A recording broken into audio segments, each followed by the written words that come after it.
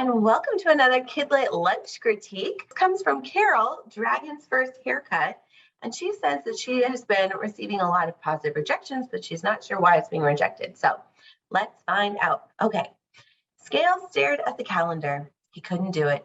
Too scary. With one breath, the calendar went up in flames. There, he smiled. No calendar, no haircut. Scales, Casey called. Time to get up.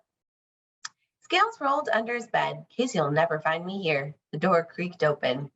How did Casey know I was here? Scales crawled out. He stood on shaking legs. Do I have to go? I don't have a lot of hair. Scales opened his bedroom window. He flew to the top of the tree. Scales, we've got to go now, Casey shouted. Found again. Casey climbed on Scales' back. I head to town. Scales sniffed. No, I won't cry. They flew across several mountains. It's hot, Scales said. So let's take a quick swim in the lake. No, keep flying. They landed in town. Scales dragged his feet on the sidewalk. Stop stalling, said Casey. You're a big dragon now. This won't hurt. Outside the shop was a giant striped bull spinning around. Scales fainted. Get up. Maybe we should go back home, Casey. I feel sick. Don't be silly. Let's go inside. Scales inched into the shop. There were huge chairs, large sinks in the back. Wizards and princes sat in the chairs. Giants held huge scissors. Some of them used very loud buzzing machines. Look, no dragons. Can we go back home? You must be Scales, one of the giants said. Yes, Scale whispered. You're next. He pointed to a chair. Just fly on up. All right. I think this is a great spot to stop. Carol, I do think that this is a cute story. I think it's such a fun idea. It's a creative way to help with the fear of getting a first haircut. I love that. I love that you've used dragons. Kids love dragons. That's really fun. I can see why it's getting some interest. I can also see why it's being rejected. So you have all of these awesome creative elements of like the dragons and the giants and all the things, but it feels very mundane when you're reading it. So I want you to punch it up. I want a lot more of the theme involved. Like a calendar is very basic. It's a very typical noun. Could you do like a dragon type of word? It's called leaning into your theme.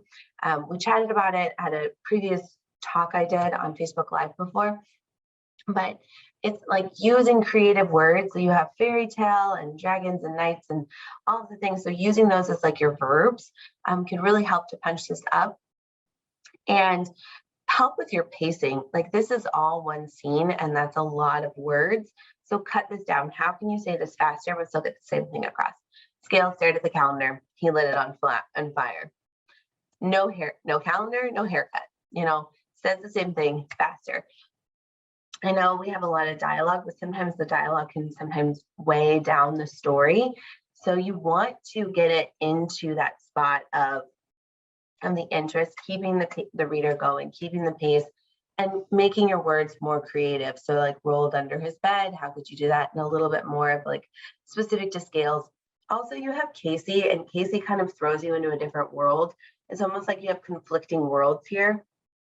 Scales, the dragon, in this medieval fairy tale world, and then we have Casey, who seems like a human who would be a part of our world, and it doesn't make sense. Like maybe Casey needs to be a knight or something, or like the princess because she's a human girl. Something that's going to make sense and bring them into the same setting. It feels conflicting. It feels like you have fighting world rules. So maybe check that out and try that and come back to the story with some fresh eyes and give it a little bit of a spruce up and really play with this because you do have a really fun story idea and a really great potential here.